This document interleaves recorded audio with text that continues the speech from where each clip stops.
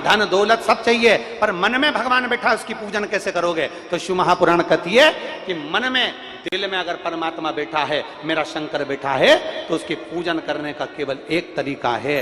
किसी भूखे को भोजन कराओ, किसी प्यासे को पानी पिलाओ, किसी बच्चे को एजुकेशन की जरूरत है, वो पढ़ना चाहता है, उसको अच्छा पढ़ाओ, किसी बीमार को दवाई की जरूरत है और तुम्हारे पास में भगवान ने अगर धन दिया है तो किसी के रोग मुक्ति के लिए, किसी औषधि के लिए कार्य करते रहो, करो। शिवलिंग को हर कुछ कर देता। अरे शिवलिंग, ये शिवलिंग है, इस पे जल मत चढ़ाओ। आज भी कई जगहों पर लोग भगवान शंकर के लिए अपशब्द कह देते हैं, ये तो गांजा पीते हैं, ये तो भांग पीते हैं, ये तो गंजेड़ी हैं, ये तो भंगेड़ी हैं। जो नहीं समझता वो बोलेगा।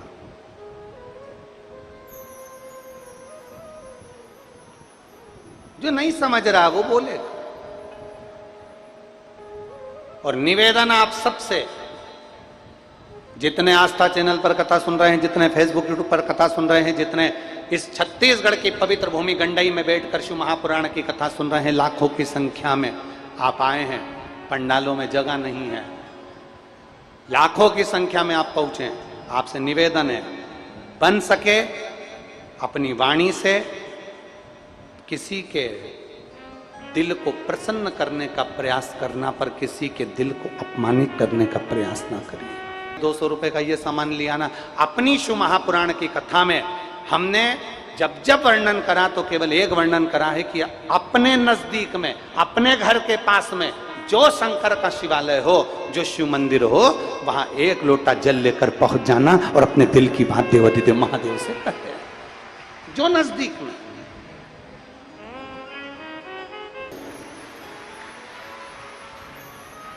भरेगा, खाली नहीं भेजेगा, निश्चित। थोड़ा समय लग सकता है, कोई फाइल मोटी होती है, थोड़ा दबाने में समय लग सकता है, कोई दुख बड़ा है, काटने में समय लग सकता है, पर भरोसे में कमी मत आने देना।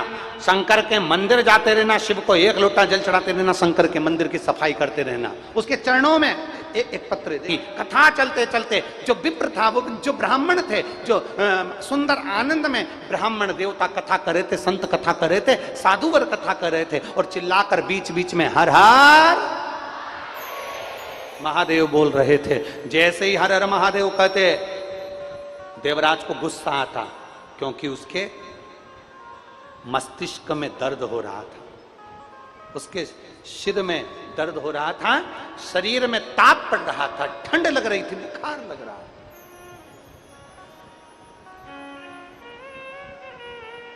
क्रोध करने लगा। जैसे ही हर हर महादेव कहा तो क्रोध करने लगा, गुस्सा करने लगा। और क्रोध करा। क्रोध कब आता है? वो बना नहीं सकते। आज जल स्तर, पानी नीचे जाता जा रहा है, बहुत नीचे तक पहुंच गया। कई कई प्रदेशों में तो पानी पीने का बचा ही नहीं, बोर लगते जाते हैं, पानी बचता नहीं। शिव महापुराण की कथा कहती है हम पानी नहीं बना सकते, पर शिव पुराण की कथा कहती है वृक्ष लगाकर हम पानी को बचा जरूर सकते हैं।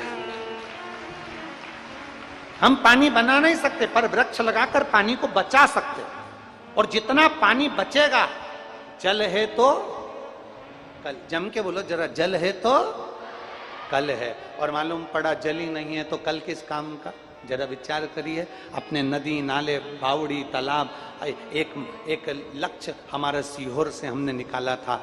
आपके छत्तीसगढ़ के कई लोग उसको फॉलो करते हैं, कई लोग उसको चलाते हैं कि निर्माल्य विसर्जन का रथ कई लोग चलाते हैं। उस रथ में निर्माल्य इकट्ठा करते हैं, मंदिर का खाद बनाते हैं, पेड़ पौधे खेत में डाल देते हैं। क्यों?